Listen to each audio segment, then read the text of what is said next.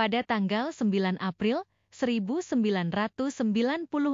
Ketika itu, ada seorang perempuan bermarga yang ditemukan tewas di sebuah toilet umum di pabrik tekstil di Ho Ho, Cina. Perempuan itu diketahui tewas dengan cara dicekik setelah sebelumnya sempat diperkosa. Itu dibuktikan adanya cairan sperma di kemaluan korban. Hook Jilt adalah seorang Cina keturunan Mongolia, orang yang pertama kali menemukan mayat perempuan tersebut.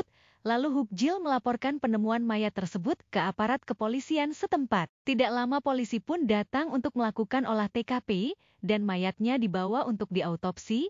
Lalu polisi melakukan penyelidikan, dipanggillah Hook Jilt, dimintai keterangan. Yang awalnya sebagai saksi, namun entah bukti apa yang dimiliki polisi, tiba-tiba Hook Jilt ini ditetapkan jadi tersangka tunggal sebagai pembunuh dan yang memperkosa wanita tersebut. Awalnya Hook Jilt tidak mengakui sampai polisi harus menahan 48 jam agar Hook Jilt mengakuinya. Selama 48 jam tersebut Hook Jilt mengalami tekanan yang luar biasa. Dan akhirnya Hook Jilt pun menyerah. Dia mengakui karena dia tidak kuat mengalami tekanan yang luar biasa saat penyidikan. Akhirnya Hook Jilt pun resmi menjadi tersangka. Penanganan kasus ini menjadi begitu instan karena pada saat itu Cina sedang gencar melaksanakan program anti kejahatan. Akhirnya kasus Hook Jilt pun mulai disidangkan. Pengadilan awal dijalankan atas dasar bahwa Hook Jilt telah mengakui kejahatannya. Pengakuan itu terjadi dalam waktu 48 jam. Pihak berwenang Ho Ho menyatakan bahwa ada kuota kasus pidana yang harus diselesaikan, dan hal ini memengaruhi perlakuan terhadap Hook Jilt, yang akhirnya Hook Jilt pun divonis hukuman mati oleh pengadilan setempat. Di penjara dengan sangat singkat, yaitu selama 61 hari. Hook Jilt hanya pasrah dan menunggu keajaiban datang. Sementara orang tua Hook Jilt tidak percaya kalau anaknya dalang dari pembunuhan tersebut. Berbagai cara dilakukan agar aparat yang berwenang meninjau kembali hukuman terhadap anaknya. Namun usahanya sia-sia. Orang tua Hook Jilt dapat kabar kalau Hook Jilt akan dieksekusi tanggal 23 Mei 1996. Dan Hook Jilt pun tewas di depan regu tembak tepat pada usia 18 tahun. 10 tahun berlalu, publik Cina dihebohkan kembali dengan banyaknya wanita yang diperkosa dan dibunuh.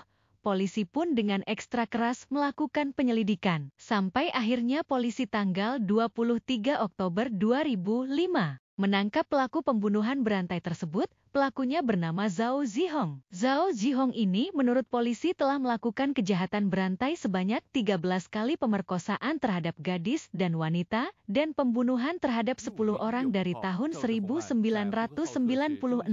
sampai dengan tahun 2005. Dan yang membuat polisi tercengang, Zhao Zihong juga mengakui kalau dia adalah pelaku yang membunuh dan memperkosa wanita tahun 1996 yang terbunuh di toilet, yang menurut polisi pelakunya Hook Jilt yang sudah dihukum mati. Menurut polisi, Zhao telah melakukan total 21 kejahatan. Awalnya, ia dijadwalkan untuk diadili atas pembunuhan 9 wanita dan gadis pada akhir tahun 2006, tetapi persidangan ini ditunda dan diundur hingga November 2014.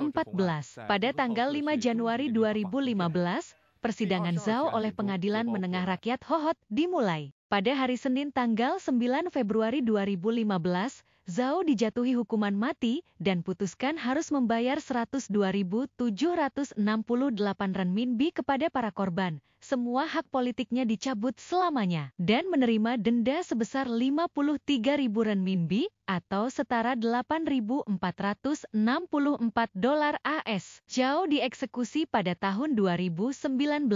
Kabar pengakuan Zhao kalau dia yang telah membunuh wanita tahun 1996 sampai juga ke orang tua Hook Jilt. Orang tua Hook Jilt pun menuntut agar sistem pengadilan meninjau kembali kasus pembunuhan tersebut. Sidang ulang Hook Jilt di Pengadilan Tinggi Rakyat Daerah Otonomi Mongolia pun digelar dari November hingga Desember 2014 dan berakhir dengan pembebasan dan merehabilitasi nama Hook Jilt. Tahun 2014, Pengadilan Tinggi Rakyat Daerah Otonomi Mongolia menyatakan bahwa Hook Jilt tidak bersalah. Wakil Presiden Pengadilan, Zhao Jianping, memberikan 30.000 renminbi $37.960 Hong Kong atau setara dengan $4.500 AS kepada orang tua Hook Jilt. Lee Sanren dan Sang Aiyun. Baik Lee maupun Sang menerima 2.059.621,4 renminbi atau setara dengan 332.116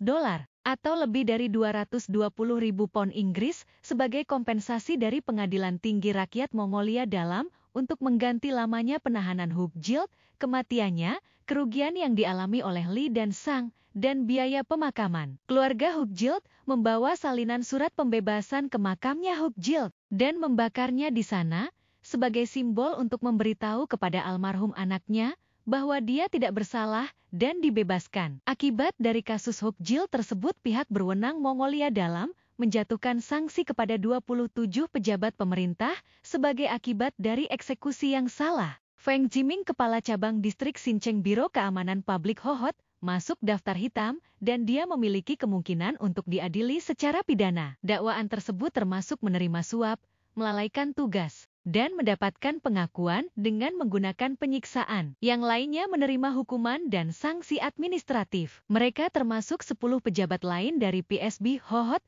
3 pejabat dari Pengadilan Rakyat Menengah Hohhot, dan Pengadilan Rakyat yang lebih tinggi di wilayah tersebut, serta mantan Kepala Jaksa Wenda dan 6 pejabat lain dari Kejaksaan Rakyat Hohhot. Lee dan Sang percaya hukuman untuk para pejabat tersebut terlalu ringan. Dikutip dari berbagai sumber,